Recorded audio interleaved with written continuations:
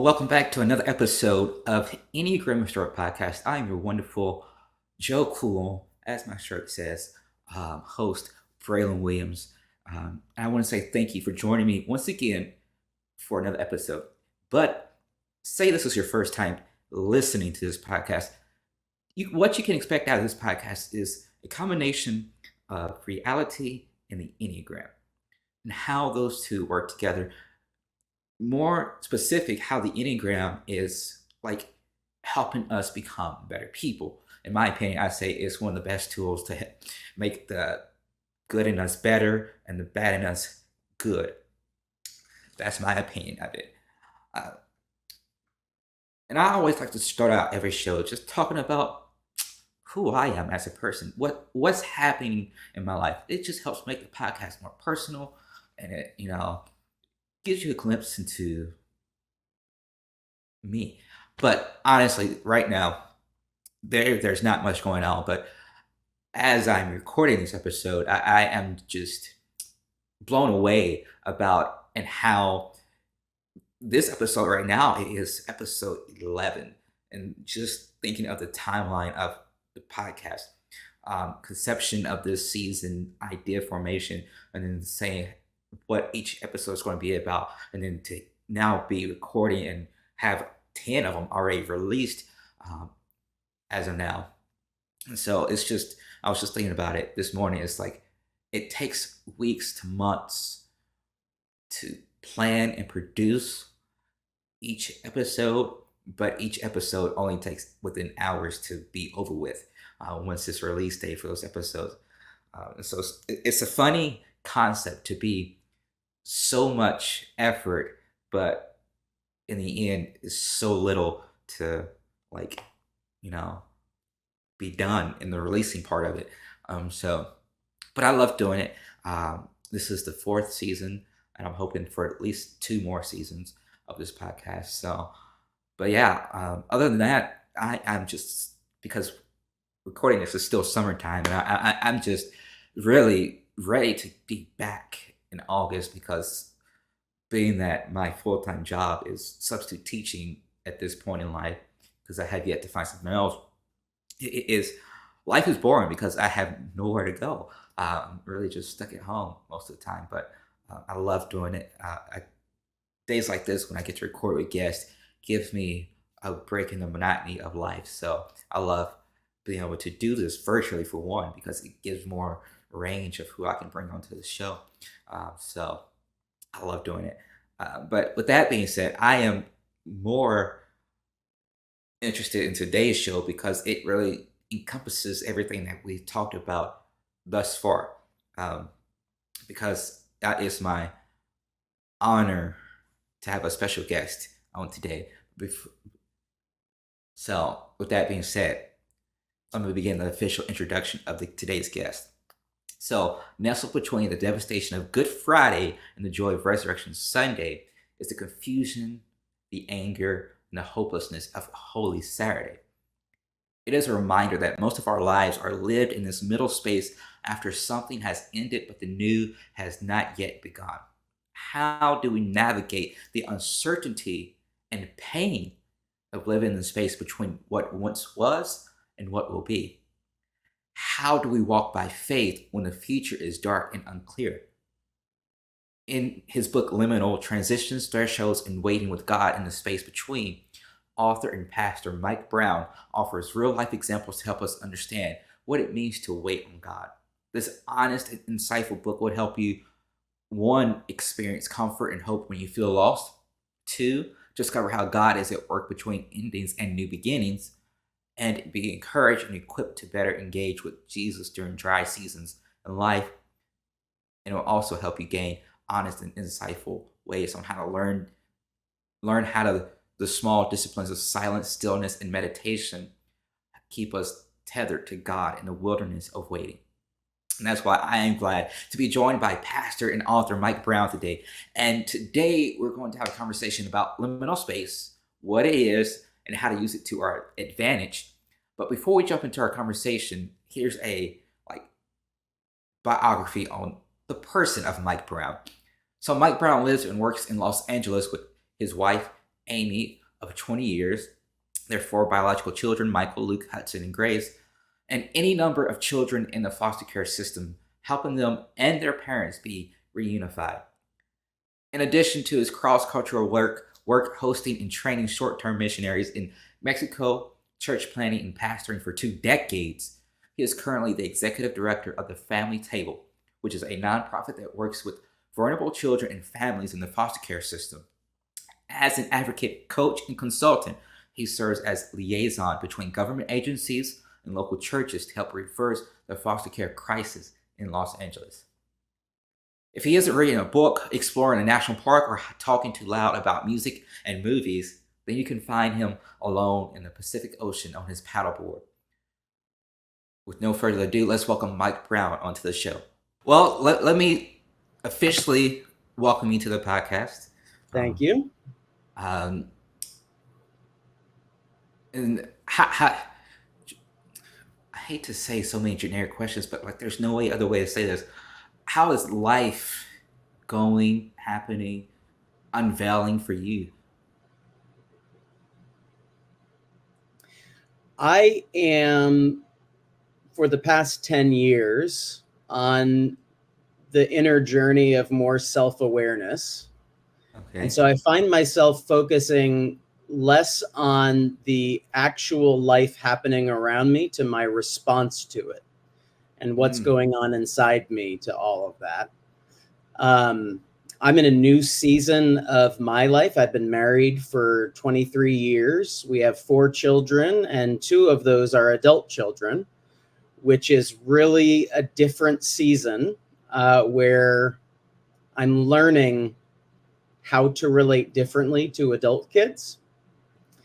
And so I'm always paying attention. I'm a super curious kind of person, asking a lot of questions, and just learning a lot there. I've also been a pastor for as long as I've been married, and I'm pastoring a church in Reseda, Los Angeles. And then I have a nonprofit called the Family Table that comes alongside churches to do general and specific advocacy for the child welfare system. We support existing foster families, and I work with child welfare professionals like Child Protective Services just to make sure that the resources get to the people who need them the most. We're a foster family ourselves. We said goodbye to our last placement a little while ago, but that never gets any easier. Yeah. And so life right now is good. Not everything is as I would have it be, but I can't think of a single season in life where that's happened yet. That's so true. That's okay. And that's okay. So, yeah, we always expect life to go some way, and there's like, yeah, no, that's not happening.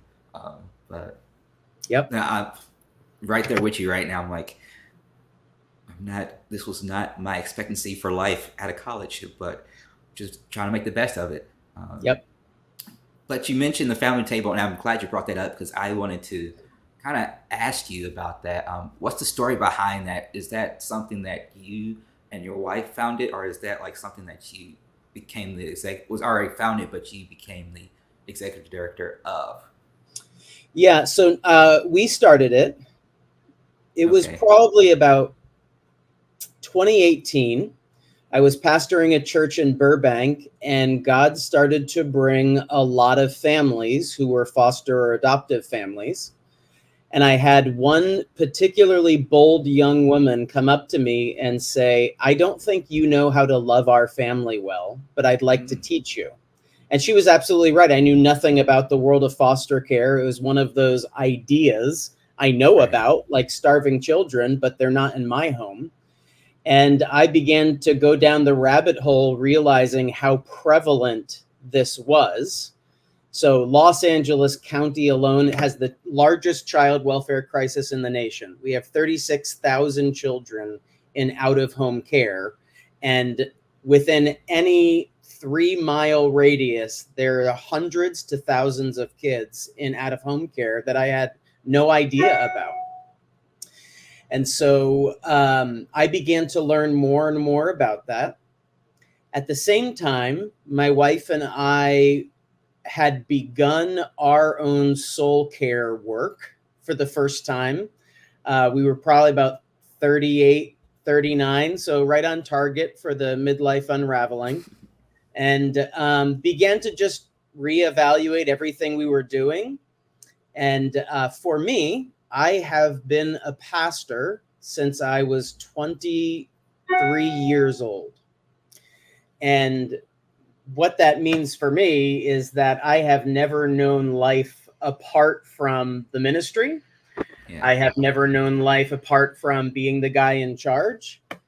And I was getting to a season of life where I needed to know that even if I wasn't the dude, it was enough for me to be a child of God. Right. And I could have convinced myself of that truth, but I knew that I would need to step away from ministry, full-time church planting kind of ministry for a season, just to get back to Jesus. And so I turned the church over in 2018, and I started the family table at the beginning of 2019, and began to work with churches, working with local agencies, the families themselves. We began fostering. We ended up taking in a sibling set of 4 on March 17th, 2020, not knowing anything about what was going to happen.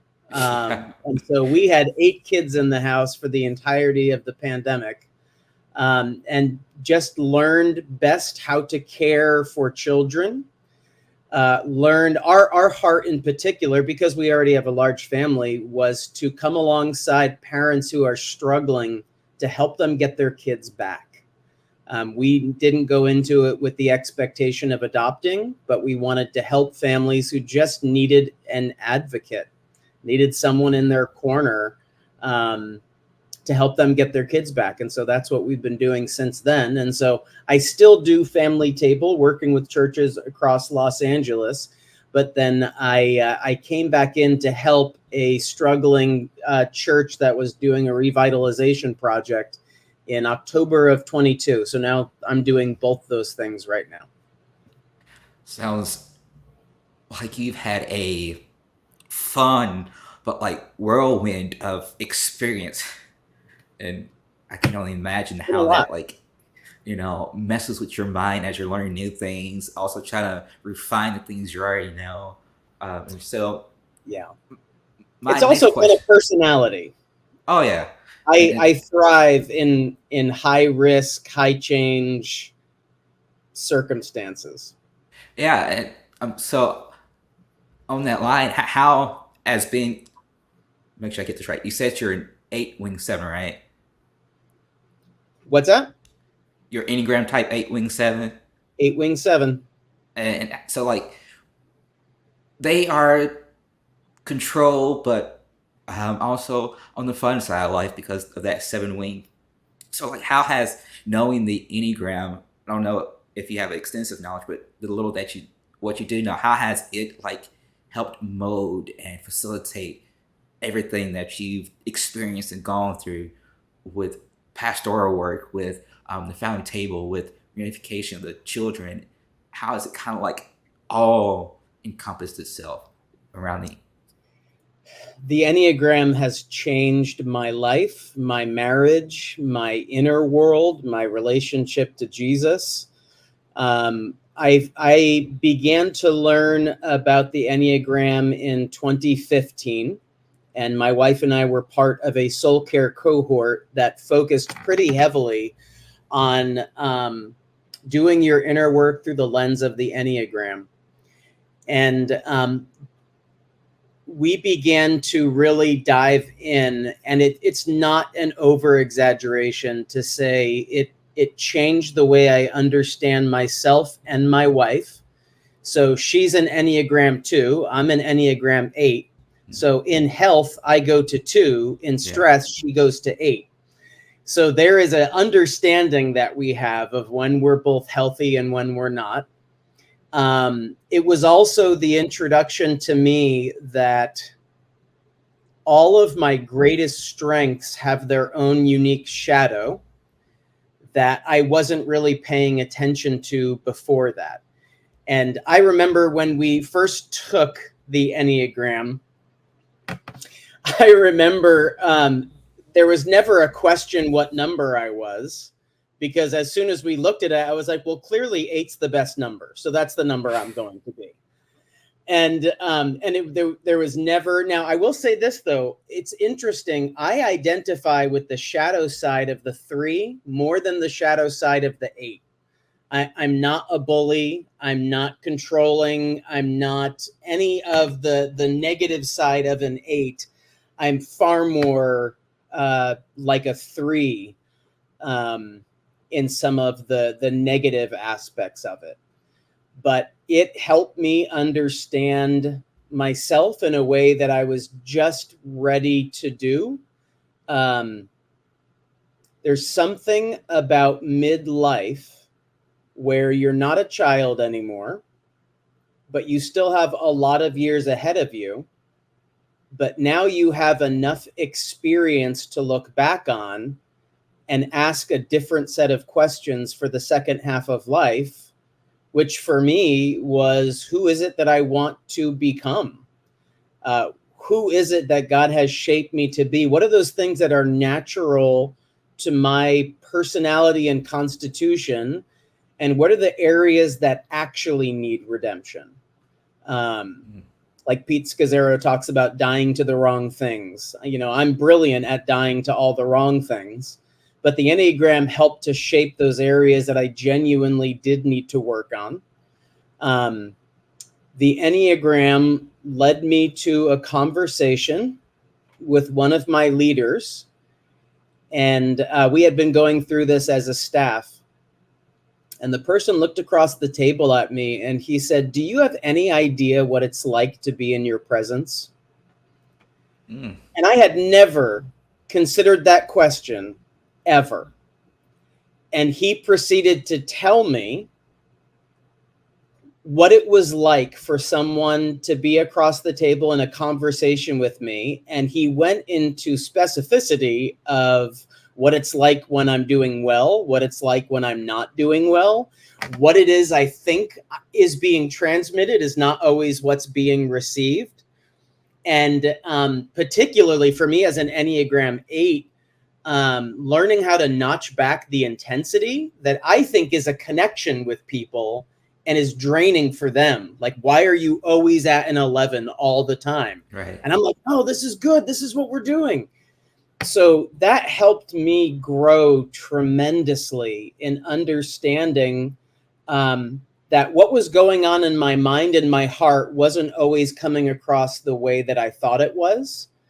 My own tendency to use too many words and to dominate. I'm just a strong personality, which then puts the onus on me to be the one to create the environment where the quieter people can thrive, where I don't have to be the guy with all the answers. And it completely transformed my understanding of my vocation as a pastor, from being the superhuman who had it all figured out to learning how to lean into vulnerability and truly understanding that weakness is a strength. And over the years, also learning how to steward that vulnerability well. Not everybody is deserving of me cutting my wrists open and bleeding in front of them. Some people don't know how to hold your story well. Some people don't know how to engage, and that's okay. It doesn't mean I hide behind a facade. It just means I've had to learn in my quest of being a more authentic, vulnerable human being when that's appropriate and when that's not. So yeah, it was a major life-turning moment for my wife and I when we discovered it gave us a vocabulary for things that, of course, we already knew to be true about ourselves, but had never articulated that way or ever dared to speak out loud some of the junk that's going on in our heart that we wouldn't have been honest with before. I'm oh, you're speaking to my soul when you said vocabulary. Like that's right. That has been like my life lesson the past couple of years. It's like I've went through life for so long thinking that there's things I just don't know, but in reality, I learned that I already know these things. I just lack the vocabulary for it. So I've been a big fan of that word vocabulary as it relates to life recently. So Good. you're Yeah, speaking to my that's soul. exactly what it feels like. So um, I kind of got myself off track right there. So let me think. I had a thought before that. um, you pointed out how what you intended and were thinking as far as your intensity, uh, not to be what people perceived. And I'm glad you pointed that out because that is a big thing for eights, but honestly, something for all human beings. Because like we might think, oh yes, people are going to love this. They're going to like the thought I have, and they're like, we hate it, and it's like, oh, you do. um, I've had one of those recently too, and it's just like it's kind of like gut wrenching, but also like you said, it's a heart check. It's like a moment for you to pull in and say, maybe I went too fast. Maybe I need to slow down and think a little bit more about that thing. And so I'm glad you just said that, and I just wanted to Yeah. point that out and give you thanks for saying that. Um, Hey, everybody, I just want to take a quick break from the show to say that I love having conversations with all of my listeners. And one of the ways that I do this is by engaging through social media. And you can follow the podcast at Enneagram Store Podcast on both Instagram and Facebook. I look forward to engaging with you all more on those platforms. And so the whole theme of this podcast this season has been active waiting, and I'm honestly glad that you said, "Hey, yes," because even though I haven't read your book yet, I need to read it. It's been on my list for months now, but I've been so behind in all my book readings. I I get make that. this long list of books to read, and then I'm like, every day, I don't feel like reading, and so. And then I'm also the type of person I really can't read more than one book at a time, or else I won't retain anything. And so I'm like, that just puts me behind even further. But I just knew like this, like if there's one person that needs to be on this podcast this season, it is Mike Brown. So I'm like, I've got to get you on here. So I'm glad that we are here. Pleasure to do it. And so I've been asking everybody this exact question: how would you define active waiting if somebody from the street came up and said, "Hey, what is this?" and you got like 2 to 5 minutes to explain active waiting, and then Yeah. also how has it manifested in your life recently? Active waiting is not passive. You are in a holding pattern, but because of that, you're paying attention to the things that only you can pay attention to, which is your responses to things, which is how you perceive events to be happening. For me, I can get in a very black and white for or against kind of pattern. What am I perceiving to be coming against me? That's actually not. Where am I at as I wait? How much of this is my own struggle with control, and what is actually my own wrestle with having to lay down my arms and recognize I'm not God? So active waiting is far from passive, but Right. most of us would not choose the waiting room. Mhm. But I came by it realizing that this is where most of our lives are lived. If you think about it, there's a handful of top shelf core memories in your life. And then there's the host of the mundane and the ordinary. And so most of our lives are spent in waiting, waiting either for something to end or something to begin. And one of the things that I realized is that in the first half of life, I always had something to look forward to. And so I was looking forward to maturing as a Christian when I was 23 years old. I was looking forward to getting married. I couldn't wait until we started having kids, and I had my first child, my second child, my third child, my fourth child. I couldn't wait until the church was at this place. There's always something to look forward to. But then you get to a point in your life where there's a lot less to look forward to except an empty house. And it's at that time that I realized I needed to start doing my own work to pay attention to how I waited. And so the book is called Liminality: Transitions, Thresholds, and Waiting with God in the Space Between. And liminality is from the Greek word limens, which just means threshold. And so by definition, you are neither here nor there. You're somewhere in between.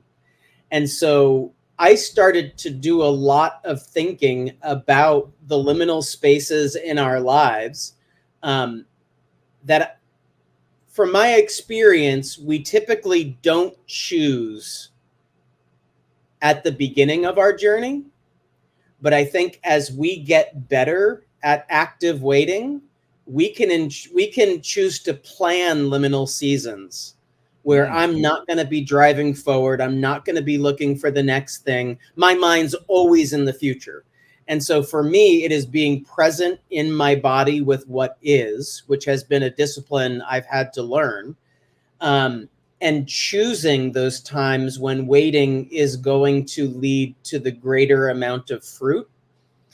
And I think it's such a timely message because everybody experiences these periods of waiting, but not everybody experiences them the same way. Right. And I think there are healthy and unhealthy ways that we can engage in the liminal spaces of our lives. And I think that some of the greatest creativity and imagination comes out of particularly fruitful, and I would also say particularly devastating liminal seasons in our lives, where it just seems like we're being laid bare and it feels like everything is coming against us and we are powerless. Out of those situations, resurrection life always comes. That is like sweet nectar from a honey tree. You said planning our liminal times in life, and immediately my mind went to thinking, as a three, how much more efficient that makes life. And so I'm like, I never considered it in that matter. Of course, I consider planning out like rest moments, but resting in liminal space is completely different. And Yeah. so, but when you said, And you're an artist, so think about it. You know what those seasons are like, where creativity comes to you unbidden. You just wake up and you have all these right, thoughts and ideas and images swirling in your mind. And it's also frustrating. Anybody who is engaged in creative endeavors also knows that sometimes you're staring at a blank canvas or a blank computer screen, or you're holding the guitar and nothing's coming out. And it's in those times that I think God loves to get our attention when we are focused to drop what we would like to be doing to accept what currently is. And some of the best art comes out of seasons of devastation. I believe that to the core of my being. I believe it too, because for at least the entirety of 2023, felt like it was necessary for me to pause life and just kind of cut out anything that wasn't necessary other than what would provide for income. But me being who I am was like, yeah, no, I'll just push it off. And then finally got to this point where I was just like really forced to just be in this moment. And here I am. And I'm like, I'm sick of this moment. I'm like, can my waiting period be over? But I'm like, I probably prolonged this because I wasn't listening to that voice in my head that said, you need to stop and just sit for a moment. And so, but yeah, you say coming out of devastation, I'm like, yeah, I understand that. Probably not devastation in the sense that we think it, but like I'm devastated because I'm bored. uh, but Yeah, it definitely has. Honestly, I don't think this topic of waiting would have came had I not been faced with it myself. Like sure. I'm talking Yeah. about this on the podcast because it's a personal experience right now. I'm like, this is going to benefit so many people. But honestly, as I've been talking with guests and doing my own research, it's like, oh, I'm getting more benefit than I thought this podcast would give, and Yeah. I haven't really got into the goodness of it yet. But And that's where the liminal book came from for me, and I share it in the book, was my own personal story of being at a forced waiting room that I didn't choose, right, and choosing to do, like, I firmly believe that there was a unique invitation from Jesus to begin to do some work with my identity, who I perceived myself to be, who I wanted others to think that I was, the person that I actually was, and where I'm going to. And so a lot of it comes out of those personal experiences where the older you get, the more they happen. And there's a lot of benefit to be had. But I think most people are kind of thrust into it, even though we didn't ask for it. And we right, have to take stock and realize this is where the real inner work is done. yeah, and it's it's tough. Like I knew coming into this, it wasn't going to be easy, but I didn't expect it to be this tough of so much inner work. It's like there are, well, at moments when I think I've got it all figured out on how to really contemplate life and get the most out of this waiting season, something else comes to mind. I'm like, have I considered that part of it? And it's like, you think you got a grasp on the idea of waiting and working on yourself in this time, and then like, I really don't. And I'm just like, honestly, should I give up? But no, you don't want to give up because it's the keep going, it's the movement Yeah. of it. And it's important to say that, not to confuse a liminal season with what some people call the wall. If you're familiar with Gulick's 5 stages of maturity, um, hitting the wall is not just a one-time event where you're stuck and you feel like you're half trapped in the past and half thinking about the future. You're in that in-between space of Holy Saturday, from the death of Good Friday and the resurrection of Easter Sunday. You're kind of trapped between. That's not just a one-time experience. It happens over and over again. And I have found that different seasons of waiting have been meant to produce different kind of fruit in me, like you said, with what I'm paying attention to now. And there's a lot of grace here where, to be honest, I began to do this work at 36 years old because I couldn't have handled it prior to that. Yeah, My soul just was not ready to be brutally honest with myself and to sit with the consequences of those things long enough to begin to dream about what it might look like to live differently. And I think there's a lot of grace in that. Like, not everybody is able to receive that through different seasons of waiting. And so there's just a lot of being gracious and patient with yourself in those yeah, seasons. Because hindsight is 2020, right? yeah. Um, I was going to ask this question later, but I'll go ahead and ask it now since you kind of brought it up. Um, do you think that there is a minimum or maximum amount of time that as humans we have to like endure active waiting seasons? Like every human has to endure 3 waiting seasons in their 10 years and like 5, the frequency of like how that lays out in life. Do you think there is like a threshold to it? I don't. I do believe, when I look at the amount of spiritual leaders and pastors falling into some kind of moral disqualification, my first thought is, I know Jesus gave them an invitation to pay attention that they refused. And if you consistently refuse Jesus's invitation to go deeper, he doesn't stop inviting you. It just gets easier to say no, because it's terrifying. Like, let's just be honest with that. I mean, when I was in this season, I'm like, I'm only good at being young. I don't know how to be a middle-aged man.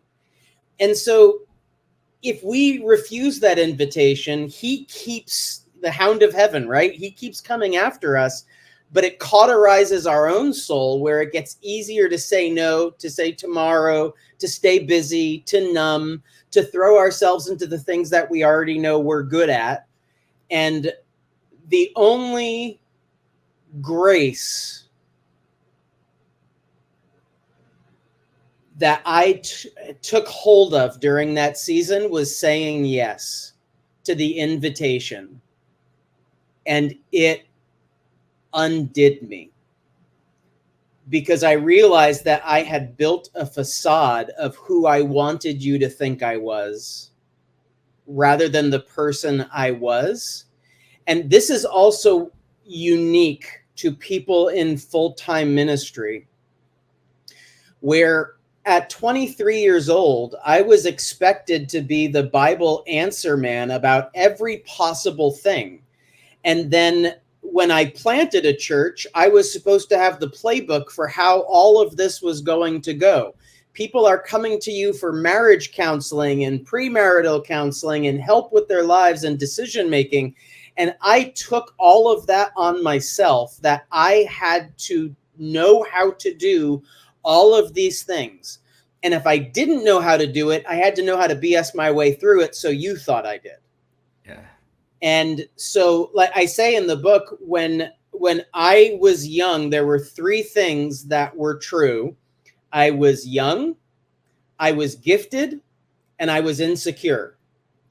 And one of those things seemed like a liability to me, so I over-identified with my giftings, so I didn't have to think about how deeply insecure I was most of the time, which of course then is a self-protective layer against vulnerability, because I'm not going to let you in and know where I'm at. And there's family of origin stuff wrapped up in there as well, of course.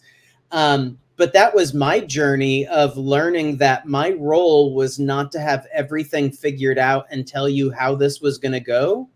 My role was more akin to a spiritual director, to lead people in asking questions, to see where Jesus is at and what he is inviting us into at any given moment, and being okay with not having all of the answers, being okay not being okay, and learning how to let people into that.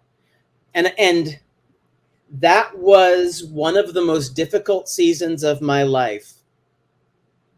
I took a sabbatical in 2016 for the first time in like 15 years of ministry. And this was the beginnings of doing my own inner work. And I realized that I wanted to learn vulnerability because that came hardest to me. Yeah. And when I came back to my church, they didn't know what to do with me. And I found out some people preferred superhuman Mike to the reality of Mike. And that was hurtful to me. I didn't know what to do with that. And one of my mentors said, it's kind of like when an alcoholic father gets sober. No one else knows how to relate to him as a sober person. They're so used to managing who you were. And that lodged itself inside of me, because that was really what was going on. People were not used to me crying or not knowing what to do or lean into my own weakness, recognizing that's equally as true as my strengths. And not everybody knew what to do with that. And that was okay. But that was part of the difficulty in the early years of my journey with paying attention to what was going on inside of me. Mm. Ooh. I had to take a minute because like I should be used to this by now, but every time I have another guest on, they always speak to me in a different way. It kind of gets me emotional.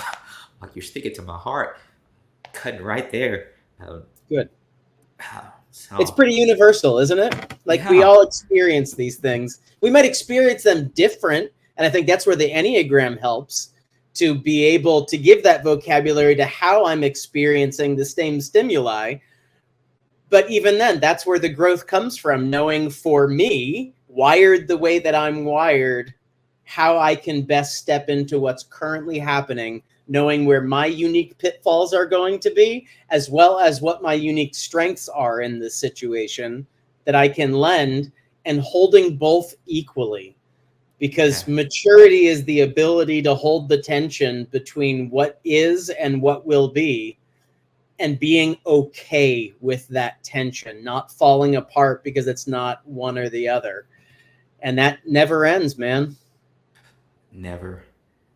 I want to kind of jump back to the basics a little bit because this is a question that has been rearing in my mind a lot. Uh, I'm like, I kind of have like the expert on liminal space here, so I got to ask him this question. So in my mind, active waiting is a verb form of liminal space. Um, and liminal space is the noun form of that word. Um, I tend to use them interchangeably. Um, is that, in your opinion, um, something two phrases that can be used interchangeably, or are those two things two separate things? How do they Yeah. work So, together? first of all, I'm by no means an expert. This is all the fruit of my own journey, my own discovery, my own self awareness. Um, but I would say no. Uh, Liminality happens to everyone, active waiting doesn't. There are Mm, some people who have not learned the skill set of active waiting. And so they wait and they numb. They wait and they stay busy. They wait and they focus on all the good, shiny, happy emotions. They wait and they rage against the universe for not giving to them what they think they need. They're not actively waiting, but they are still waiting, just in an unhealthy way. So I think the liminal spaces happen to every human being, regardless of who you are, regardless of your upbringing, your environment. It happens to everyone. Learning how you respond to your environment is a skill set that has to be learned. And none of us know it going into it. I think it's only through doing some of that inner journey work that you begin to realize how you uniquely are responding to the circumstances and situations. And in many ways, as I look at churches post pandemic, the pandemic didn't cause anything to happen to churches that wasn't already there. yeah, It just exposed the health or the unhealth. And the pandemic just kind of was like a wrinkle in time where it just fast forwarded time 5 years. So those churches that shut down after the pandemic, they were already dying before. They just right. didn't know it. And so I think waiting is one of those kinds of things where it doesn't actually cause anything to happen to us. It just brings to the surface the things that we've been trying not to think about. And then that's the invitation, isn't it? Am I going to pay attention and to ride that monster all the way down to the bottom, even though I'm terrified of where it would lead me? Or do I want to hold on to this nice illusion that I'm doing better than I might actually be? It's the red pill, blue pill, right? Like you can choose to live in unreality, and that's a pleasant illusion. And sometimes Right. I still wish I could go back to ignorance because it was bliss. But once you've tasted the depths of goodness that comes out of paying attention to the evil, there's nothing like it. It's Henry Cloud says reality is your friend. And I believe that reality is your friend, even when it seems like an enemy. Uh, paying attention to those things leads to a greater health than I ever imagined before I started doing this work. But there's still times I'll tell my wife, like, I miss when I was invincible. I miss those days when I was just at a 10, not thinking about anything. I was succeeding. I was doing everything I wanted to do. I wasn't aware of what was going on under the surface. Sometimes I miss that feeling, but I wouldn't trade it for anything. Ugh. Ugh. It's I'm trying to put this in short form because it goes with what you're talking about. So one of the things that I personally have to pay attention to was relationships, and me not being a person who really like goes like and try to form a good friendship. Pretty much everybody I know is like an acquaintance. You're there if I need you. If I don't, you won't hear from me, type of thing. Uh, but recently, it was I've just been having this unexplained draw to want deeper relationships and not knowing why. But at the same time, I knew there was a reason why I didn't want this in the same time. And so I kind of had to pay attention to why I was not allowing myself to be close to people. And it went back to some trauma as a kid, and of where, of course, I was five, and we were both like 4 years old. But so we had no say of this, and plus this was in early 2000s, so before smartphones and Facebook and everything. And so, but my best friend at the time, her family, they moved to a different state.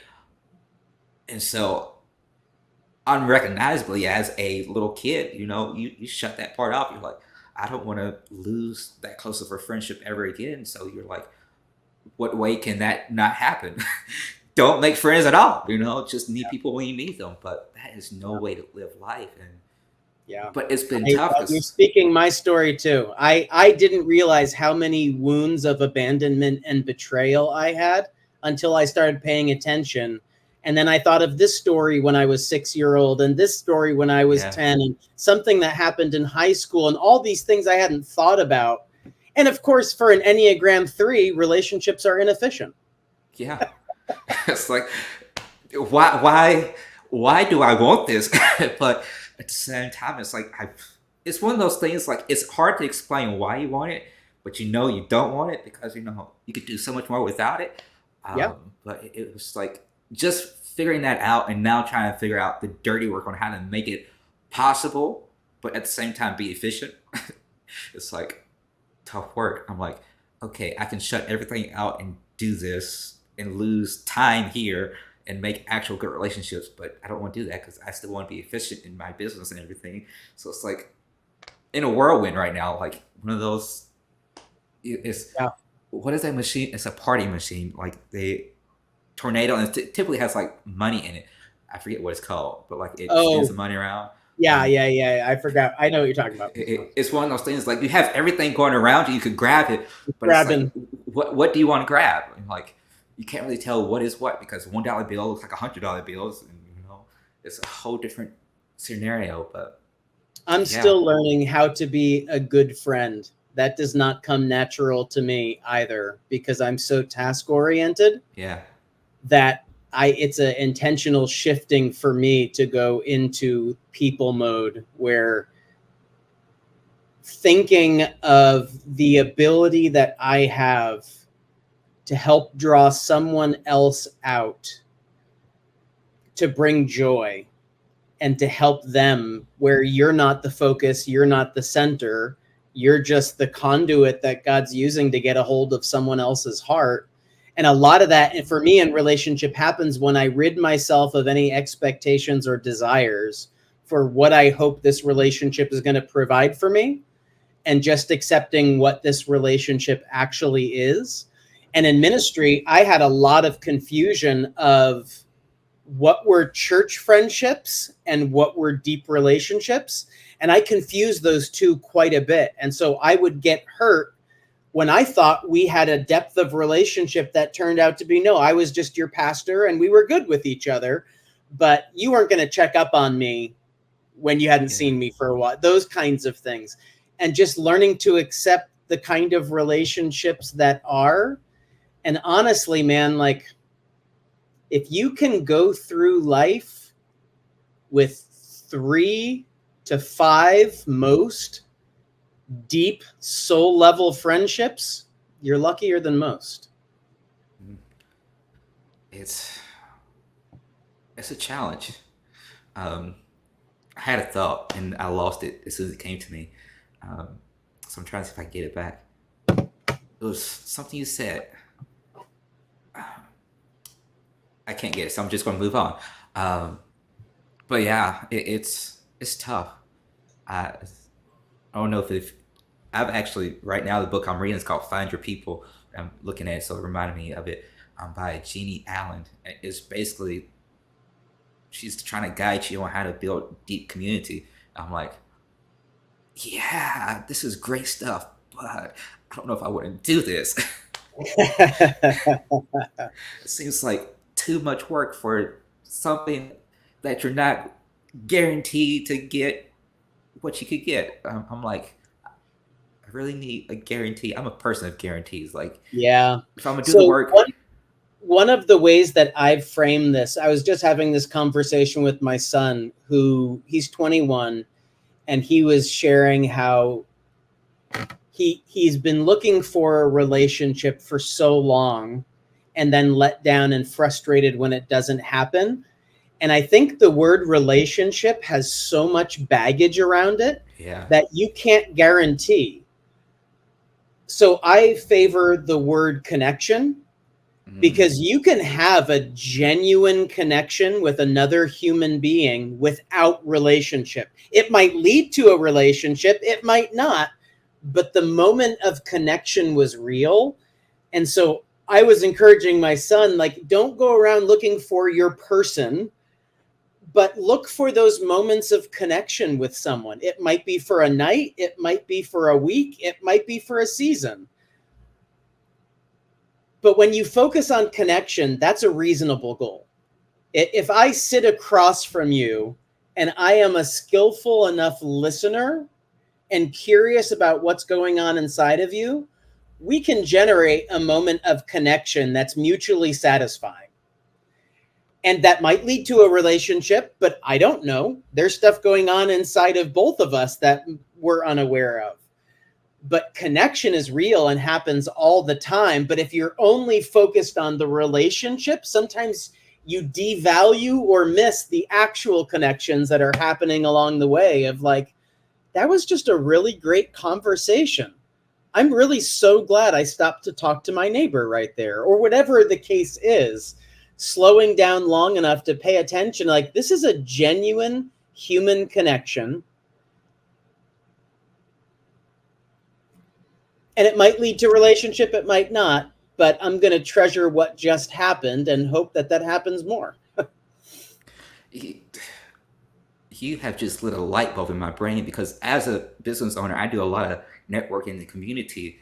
And in that term of networking for business, I use the word connection. People are connections, but never have I considered that relation.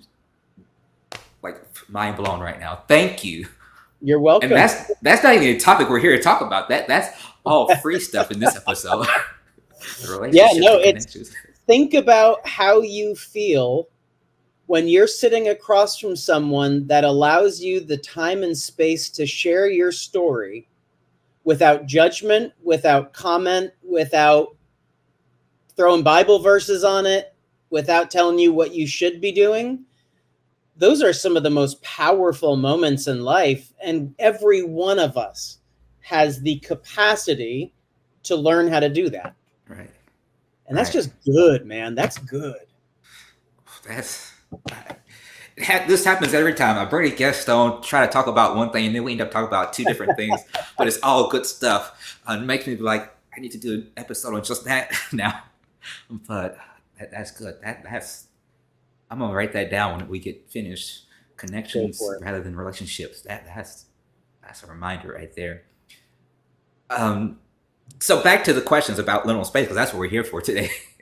um, I was wondering, how does it affect us emotionally? And we kind of talked about this a little bit, but how does it affect us emotionally, physically, and mentally? I'm really attuned to the physical part because that seems like there is so much.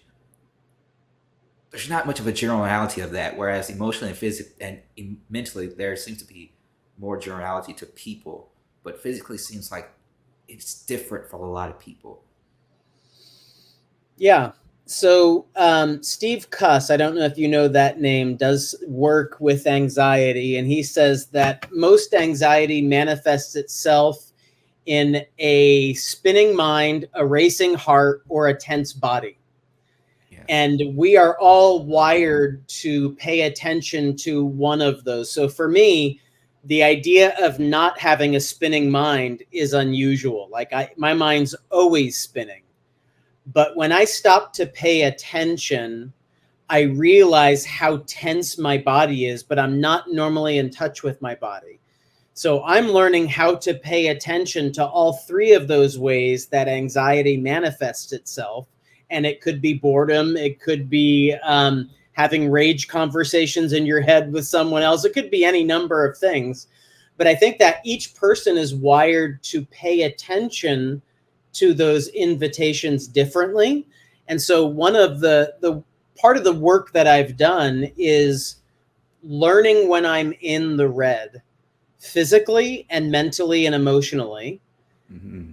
And this, I had to hit a wall going 150 miles an hour to learn that my personhood has limits. I had never considered that I had limits prior to doing this work, because everything in culture tells you push on, go harder, go Right. faster, you'll rest when you're dead, that kind of thing. And I had to pay attention to the fact that I have very real physical limits that are getting greater as I get older. I have very real relational limits, the number of relationships that I can reasonably maintain in my life. And I have intellectual limits and mental limits of what is beyond my scope of understanding that I don't yet know.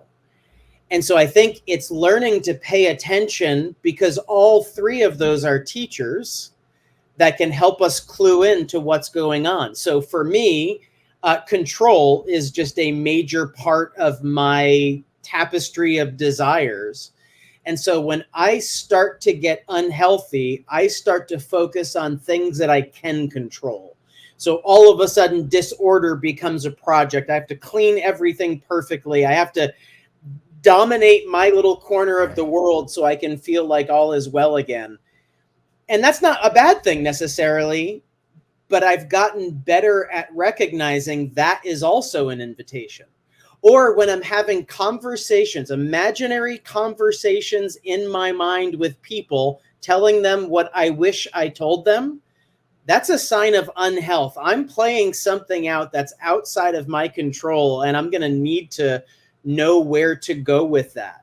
So sometimes it's tenseness in your body. Sometimes it's a mind that won't just stop. Sometimes your heart rate goes up, your face gets flushed, and you feel like, which, is a typical trauma response. Your body can't differentiate between actual trauma and perceived trauma. So if you're in a situation where you feel unsafe in any way, your whole body's going to respond to that, whether it's a reasonable response or not. But you can pay attention to that. Like, why am I so amped right now? What is going on inside of me that I want to pay attention to? And I'll give you a story. One of the first times this happened to me, my wife and I were invited to a gala for a nonprofit here in Los Angeles that's working with women coming out of the sex industry. And we walked in the room, and I immediately felt my posture change, my body change. Mm. And it was the first time I stopped to ask myself, what's going on? And I looked around me and I perceived that I was in a room full of the who's who in Los Angeles. Everyone is 10 years younger and far more beautiful than I. Everybody is cooler. Everybody has their act together. And I immediately felt like a fraud. And when I feel like a fraud, I begin to posture more and more. Yeah. And it was the first time, like, my wife felt me tense up because I know how to go in and work a room. I know how to be that guy.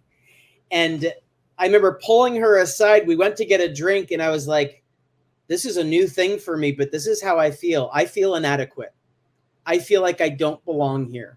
I feel like everybody else is farther along and better and cooler and smarter and more successful and sexier than I am. And I feel like a fraud.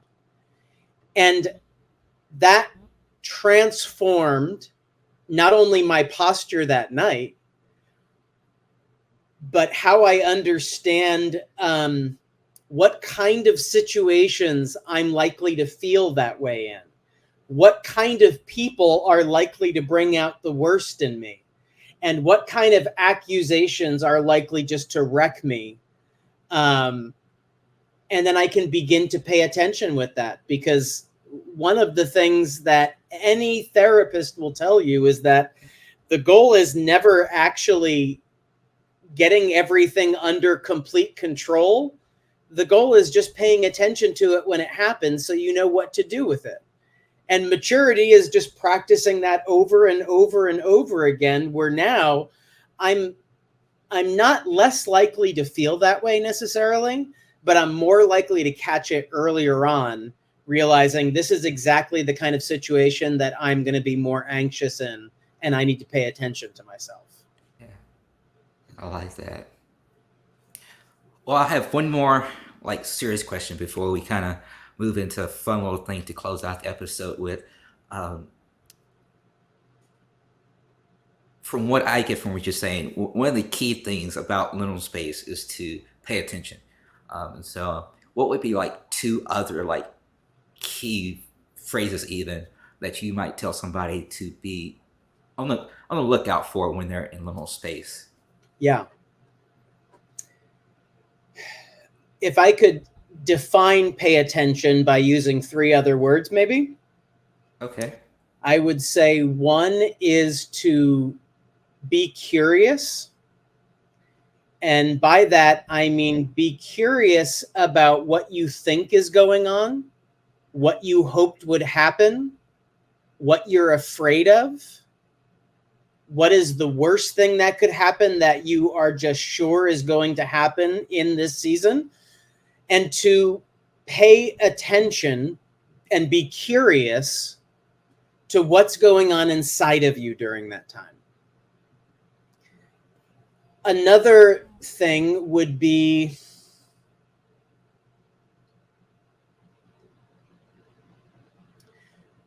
choosing to be physically present in your body. That can transform the act of waiting. And I had a spiritual director once teach me how, when I felt divorced from my body and my mind is in the future and all I can do is spin about all the things that aren't the way I would have them be, he taught me how to lay down, practice my breathing, and begin to focus on each part of my body. And so I'm focusing on my right thumb, then my left thumb, then my fingers, then my elbows, then going through your whole body until you feel that you're physically present in your body where you are, because that's the only thing that you can do anything with. You can't change the future. You can't change what's happening to you, but you can change where you're at in the midst of that and how you respond to that. And a third thing would be to, it sounds cheesy, but to die to yourself. If you're in a period of waiting Success doesn't look like getting what you think you need. Mm. It means Jesus might be rearranging your mental landscape to show you a deeper need that you had never considered. And it's not the thing you thought it was. The thing you thought it was just what you thought it would look like. But if we believe in the sovereignty of God at all, then we have to die to those things that we think we need or need to happen in order to be okay, and realize that the ideal situation to grow spiritually is your life right now, exactly as you find it. And that's enough. And you don't need to know the answers. You don't need to know 5 steps from now. You don't need to know what's going to happen. You can choose to accept what is, and even the frustration with what is not, which then just leads back to curiosity rather than trying to fix it. Because either we inhabit our lives in our stories, or we stand outside of it hustling for our own sense of self-worth. And one of those is exhausting. And the other one is being human like the rest of us, with our weaknesses, with our failures, with our limitations, with things that we don't know, with things that we thought we knew. And there's always so much work that could be done in a liminal season if we would let it have its perfect work in us. And all of those things kind of, I think, are wrapped up under when I say pay attention. Those are the kind of things that I'm paying attention to. What am I most afraid of right now happening? What don't I understand about this situation? What might be a mental shift I need to make? Where is my body and how am I experiencing this right now? A classic problem for me was over-functioning for other people so that I didn't know where I ended and they began. And being content with that, I'm only responsible for this guy and everything that happens inside of me. I'm not responsible for you in any substantial way. I'm not responsible for what you're thinking, how you're feeling about me. I can only pay attention to what I'm bringing to the table. And that's enough, rather than just borrowing from everybody else's anxiety and what's going on around me and then feeling responsible to do something about that, which might be something unique to a leader because you're put in those situations where you feel like you're the guy who has to make things happen. But yeah, I would say that's what I mean by paying attention. Curiosity, man, it is by far the best skill set I've ever had to develop. It is definitely not something that comes easy, at least for me, because like I'm the type of person, like I pretty much, my claim to fame is I will figure it out. I don't have to, may not know the answer. I hate not knowing the answer, which has also been something that I've been trying to accept now. Got better at that part, but the part of accepting the frustration of not knowing, still working on that part. That part hasn't come. The frustration kind of just, but curiosity is not something I was born with. I was born with the idea like I'm good at everything. Like, yeah. Or if I'm not, I can be. Yeah, so I'm like, maybe I'm not, and that kind of hurts me a little bit. But sure.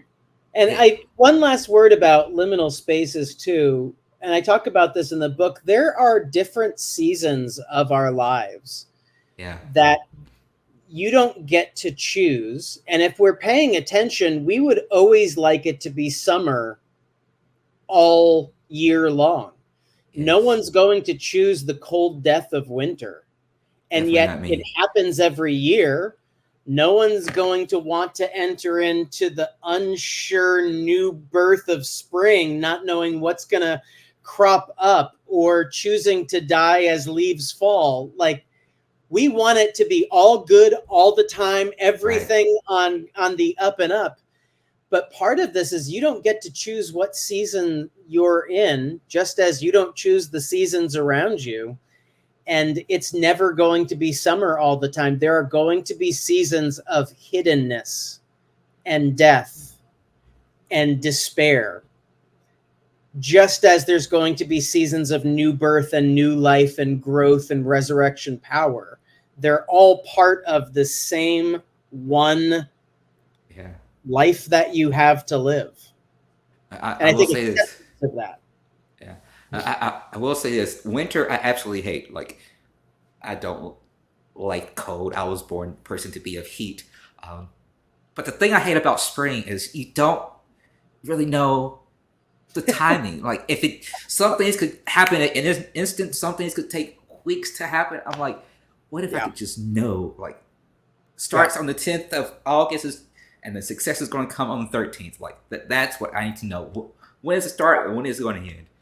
And But spring is like winter and summer can't make up their minds about what they want to be. So sometimes exactly. it's raining and cold and overcast, and the next day it's 80 degrees. Like, Yes. make up your mind, spring. Yes. And it's like, I don't mind that in the actual sense of seasons, but in my life, no, I don't want that. I want Yeah. everything want to be right there. But words cannot express the amount of gratitude that I have for each and every one of my listeners. So, if you would like to support Enneagram Store podcast even more, you can do so by sending a tip by going to enneagramrestore.com/tip jar. That's enneagramrestore.com/tip jar. That's ENNEAGRAMRESTORE.com/TIPJAR. enneagramrestore.com/tip jar. Yeah, I get We that. said a lot, and I do want to. I like to end out with a fun segment. But before I go there, I want to make sure that there isn't anything that I may have missed over that you would like to add to our conversation. I've used the word inner work a lot, but I don't want to suggest that's a solitary activity. Community is the mirror that God has designed to show you to yourself. Mm. And we are never at our best or worst when we're in community. We need to be able to know how to lean into and lean on other people.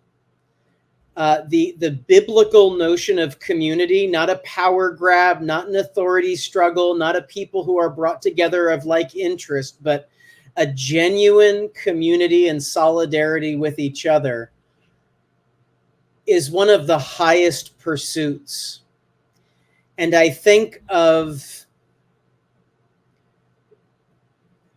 the way that I have been wired to receive grace is when I genuinely make a mistake and I blow it, and you don't leave me.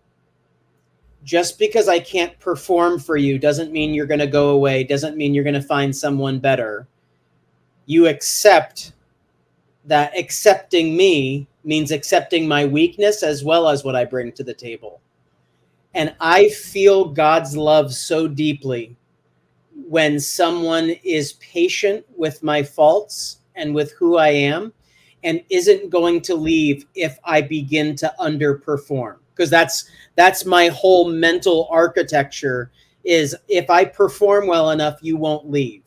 If I have enough clever things to say, you're going to want to be around me. But if I start to need something from you, I'm going to push you away. And I think that true biblical community at its best is a glimpse of that. And it's so good and so necessary. I would have never been able, ironically, to be myself if I wasn't steeped in a loving and caring community who's taught me more about myself that I couldn't have gotten there on my own.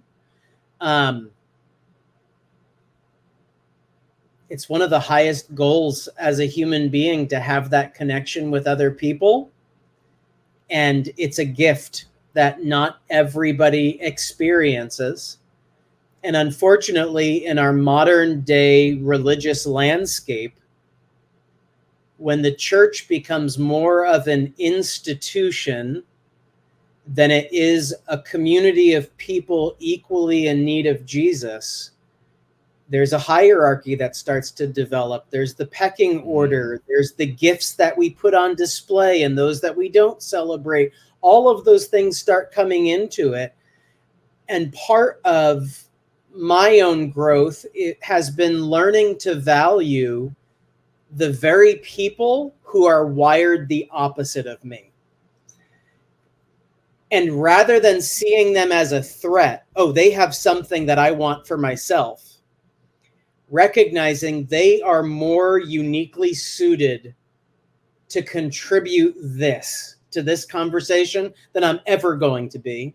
So I want to create an environment for them where they're empowered to share that themselves, where they step into situations and are recognized for what they bring to the table, even if it's something different than what I do. And all of that is just the fruit of healthy community.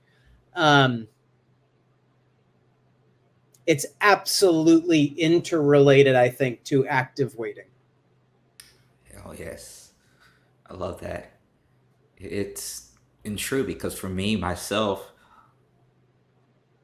the communities that I've been put in as far as church and going at being a Christian college, it's been like this person has that. What can I do to attain my own version of that type of thing? Yeah. So it's been a reflection. Yeah. Really Absolutely. Like a moment to look in the mirror. So I love that. I love that. All right, let's have a little bit more fun. I like having fun to close out the podcast because we talk about some heavy stuff. So I like to end on high notes. And I always do would you rather questions. Now, I have to give a little disclaimer. One, these questions come from a Teen Vogue article, so they could be a little bit something. But then I also try to pick some that make it tough for you. I try to get to know you from social media and everything, and also just knowing about what your type is. Try to really hone in and be like, this is going to be a tough one. So, all right, got a couple. I don't know if I'm going to do them all because I got 8. I really went all out for this one. But let's see. Would you rather be given $1 million tomorrow or $10 million 10 years from now? $10 million 10 years from now, hands down, because now I know how quickly 10 years goes by. Oh. I wouldn't have said that 20 years ago. Oh, yeah. I honestly think you was going to pick the first one, but given that reason, I understand. Yeah. Would you rather be chased through a forest by a zombie or by a lion?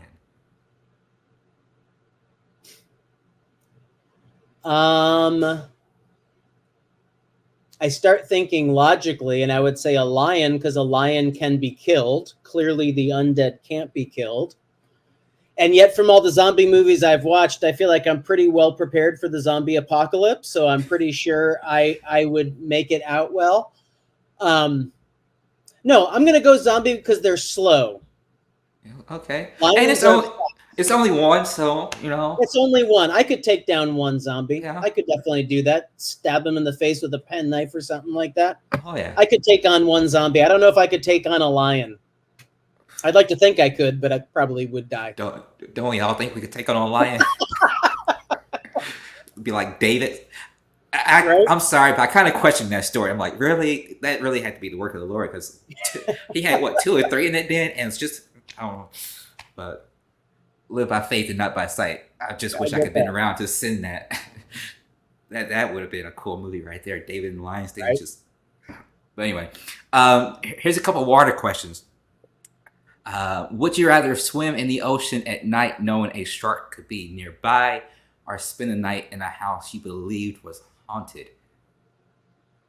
Hands down, swim at night. So I, like you, water is my happy place. I paddleboard, I surf, I spend a lot of time on the ocean. And there are always sharks nearby. Yep. and they're typically never a threat. It's the dolphins that scare me, man. Them Dolphins dolphins. are wicked. They're powerful, they're strong, and they will take a fool down. Sharks will pretty much leave you alone. Dolphins are mean. That's I tell people all the time. It's the dolphins you gotta watch out for because they make you think they're cute and cuddly, and they're gonna kill you. Serious. They will punk a fool for sure. They are the king of it. Um, Now this one, I think I know your answer, but it's a strange oddity one. But I think you might also choose the first one. Would you rather be abducted by aliens or stranded at sea? Ooh.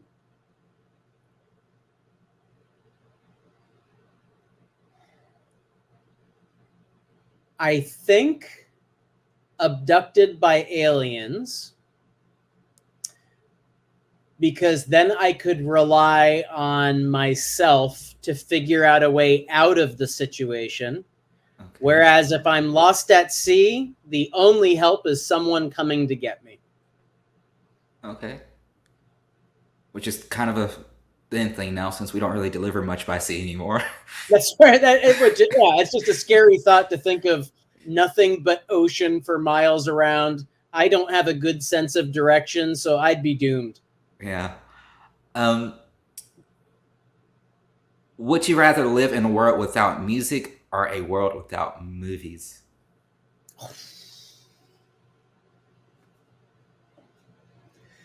I am a movie guy and I am a music guy, as anyone who knows me will attest to. If I had to do the Sophie's choice, I would say a world without movies. You know, If that's I been had to choose one or the other, I don't know that I could give up music. Yeah, I've hands asked that down. question to a lot of people, and like I don't think anybody has chosen without music yet. I think everybody said I need the music. Yeah, So yeah, no, I mean, music is a movie in and of itself, right? Like yeah, yeah, I mean, as yeah. a musician myself, I'm happy you chose that one because I don't. Without music, who would I be? What do you play? I sing, clarinet, percussion. I said I was going to start learning guitar, but I've had my guitar for like 5 years now. I only know like five chords. So So you're just a musical guy, though. You can pick things up and yeah, problem is I don't take out the time to actually learn. I I typically get move that. on to the next one easy. Yeah. But now this one, there is, in my opinion, only one right answer. But if you pick the wrong one, I won't hold it against you. I'll Okay. just think it'd be a little bit different. Would you rather always have damp socks or always have a pebble in your shoe?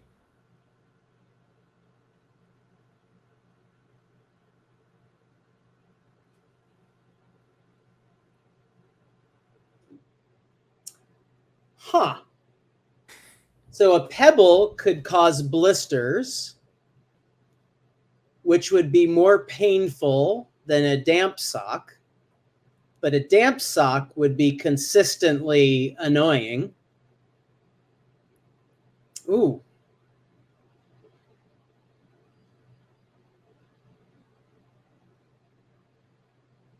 man, you got me on this one. I don't ever wear shoes. I'm in California, man. I wear flip flops or barefoot all day long. So I hate wearing socks to begin with.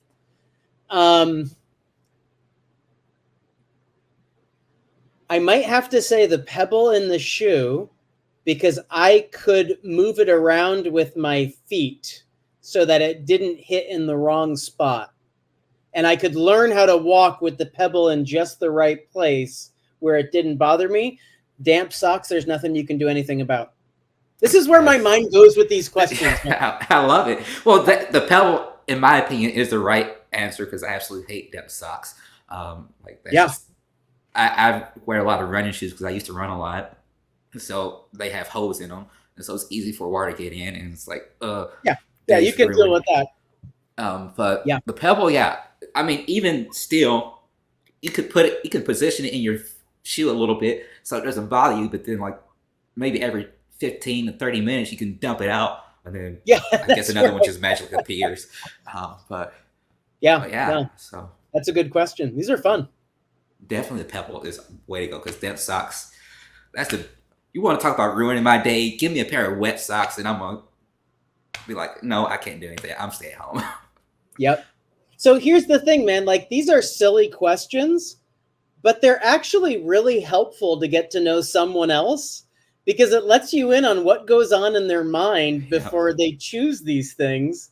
And so even those kind of lighthearted, fun questions could lead to connection. yeah.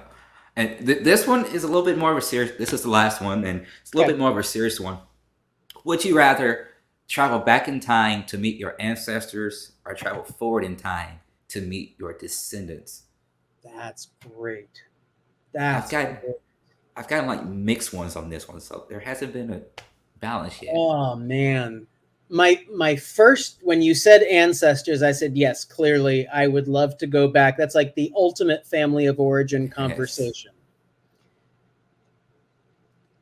But since I'm aware of what I've inherited, at least from my ancestors, I would love a peek into the future of who my descendants are Mm. to know what gets passed down and what I need to focus on if it's something I didn't want to see.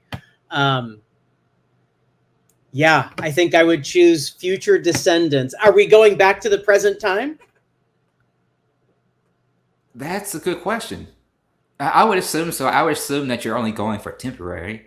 Um, If we're going temporary and I'm coming back to my present day, I think because of things like Genegram and family of yeah, origin work, I've had to pay attention to what I've inherited from my family and my family's family. But I have no clue how my descendants are going to turn out. I just think of my kids, like I'd love to see each of them 30 years from now and what life is like for them. So yeah, I would say future for sure. yeah, I like that. There was, I think it was Krista who shared the same sentiments. Like, yeah, I could change the lineage a little, not the lineage, but change how they react to things if it go Yeah, forward. But yeah, yeah, I don't absolutely. know. That was a tough one for me because I'm like, I get that, but then to go back and meet the people, that Yeah, it's a yeah. tough one. Um, well, that is all my fun would you rather questions. Again, Teen Vogue. I Thank you, just went Teen Vogue. like they came in handy. I used that. I'm like, this is probably the best list of questions out there. So I'm like, they're my go-to. But That's great. before we say goodbye, how can people find you on the World Wide Web to learn more about you and what you do? Yeah. So I am not a big social media guy. I tend to try to be in the moment rather than taking pictures of me being in the moment. So I'm not super active, but my Insta and Facebook handles is Mike underscore P underscore Brown. That's my personal. And then my work with Family Table is familytable.la is the website. And I work with churches all over Southern California. Um, but if anyone wants to learn more about that, they can do that. And of course, Liminal, the book, is available at any major outlet. And it always pleases me disproportionately when someone reads my book. It makes me feel very special. It should. I mean, you took the time out to write it. You got to Yeah, know people are yeah. enjoying it. So I'm And pretty I sure and it'd I, be. I I think it's helpful. I think it's Yeah. something that is so needed in this season of our lives right now that it's just timeless. Oh yeah. Well, I want to say once again, officially, I can't find my mouse. Thank you for sitting and having a conversation with me. It has been very deep. Um, we've taken turns that I would never expect it to take. I mean, came to talk about liminal space and talk about relationships a little bit. So, um, but that was a fun time. And the last, even with your rather's, Thanks for having me on, man. This is it great. I was enjoyed fun. it. Such a fun time. Like, I have a lot of fun with a lot of my guests, but that has definitely been one of the top tier fun conversations I've had on this podcast. So again, thank you to Mike for sitting and having a conversation with me. Thank you all for listening. I appreciate every single person who supports this podcast by pressing play. By doing that in itself, you are a huge support. But here's the thing. I would like to add more value to this podcast. Um, right now, the certainty behind there being a season 5 or a season 6 or even anything past that is very limited certainty. My expectations is to at least finish up till 6 seasons before I say, is this something that I'm going to continue past 6 seasons of the podcast? But in order to even consider up to 6 seasons, there's a lot that I need your help to do to get to that point, to say, hey, this is valuable to go up to 6 or even more. Um, because right now there's a whole lot of value, but there's a whole lot of value that can still be added to the show. And so, but there are ways that you can help with that. And the first is simply by what you did today, and that's by pressing play, watching these episodes, listening to these episodes on Apple Podcasts, Spotify, or wherever you found it. That's the simplest, most easiest way. And I'll admit, you don't have to even actually listen or watch the episodes. Even I myself, really, once these things are published, I never listen to an episode ever again. But what I will do is I will go on YouTube or Apple Podcasts or Spotify, and I will press play, turn the volume down on my device, and just let it run to the end, because it's a cheat code, I know, but it helps with the play count, which helps with the ability to gain sponsors in the future. So that is one of the easiest ways that you can support. Turn your volume down, press play, let it run through. You're good to go. But there's also another way you can add support, and that's by actually giving financially to this podcast, by sending a tip, so which will allow me to upgrade equipment. Right now, video recording on my phone, great quality, but it can be better video quality. Lighting wise, I have one studio light, gets the job done, but again, the job can be better, because right now I rely heavily on sunlight a lot of the time because of the way I'm positioned in my apartment. So by giving financially, that's a for sure way to help add value. But you don't have to do that if you can't. Give if you can, give if don't give if you can't. But you can also help by leaving a review on Apple Podcast and rating the show on Spotify, or subscribing and liking the videos on YouTube, which is down below right there. Because when you do that, it just helps facilitate the algorithm to say, hey, people are finding this interesting and helpful. Show it to more people. Or people aren't finding this so helpful, don't show it to some more people. So whichever way you go, I say like it if you like it, dislike it if you dislike it, but just don't leave it without doing anything. I'm a person who doesn't like to throw the baby out with the bathwater. I know I said that pretty much every episode, but it's the truth. But the truth behind it is, even though you may say something bad, I may not even listen to you. You may give a bad review, and I might actually implement some changes. But the truth is, I want to hear it. But honestly, in the end, do I have to change it? It's solely up to me. But I want to hear it though. At least I like to hear people out. What I do with the information that they give me, human autonomy, is my choice. But I do want to hear whether it's good or whether it's bad. Give me all of it. But another way, and the final way you can help is just by following and subscribing to Enneagram Start Podcast on Apple Podcasts, Spotify, Instagram, Facebook, and TikTok. Yes, we're pretty much everywhere. And on social media, all handles are Enneagram Start Podcast. So yeah, like videos, like photos, I host this podcast on my personal YouTube page, but again, follow and subscribe there, as well as click that like button on this video if you're watching the video on YouTube, or just like, again, whichever way you want to vote, do it. Just at least vote. I don't care if you vote dislike or if you vote like, at least like or dislike the video. Do one of the two actions. Don't just end this video and don't do anything on it. So But whichever way you decide to give, and I realized I did not tell you the link to give financially, to send a tip, that's enneagramrestart.com/tip jar, TIPJAR. That link, as well as any other links, as well as the link to purchase Mike's book, will be in the show notes. So if you're on YouTube, just scroll down. If you're on Apple Podcast, depending on your device, you might have to.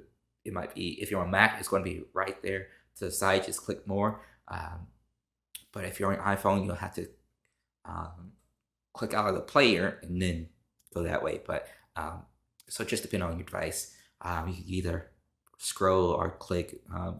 But yeah, but it's all links in the show notes, because I can't remember all these links myself. So why should you? I'm gonna give you for easy access. I mean, I have a whole running list of links because I can't remember links. So I don't want you to have to remember them. So I'm gonna give them to you, so you can just click them and it takes you there. All right, if you're on your phone, copy and paste, because I don't think Apple Podcast allows you to click links in the app. So, but yeah, they're there for easy access. But know this: whichever way you decide to support the podcast, whether that's by giving money, whether that's by leaving a review, or whether that's by following on social media, or whether that's by pressing play on the episodes, whichever way you decide, I want you to know this: that I am truly and eternally grateful for your support. I love it whichever way it comes. My hopes is that you would give financially, because that's the easiest way and that's the most certain way for me to ensure that I can grow this podcast. But if you do the other ways, there's no discounting to that. They are all of equal value on your support. And so I will be forever eternally grateful for whichever way you decide to support the show. Uh, but with all that said, I want you to remember this until the next episode.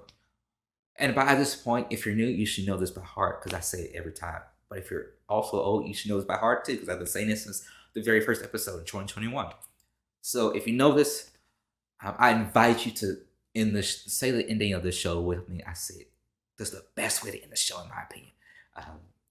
But I want you to remember this: that the Enneagram doesn't define you, but it does bring restoration. It helps reshape your thinking and habits.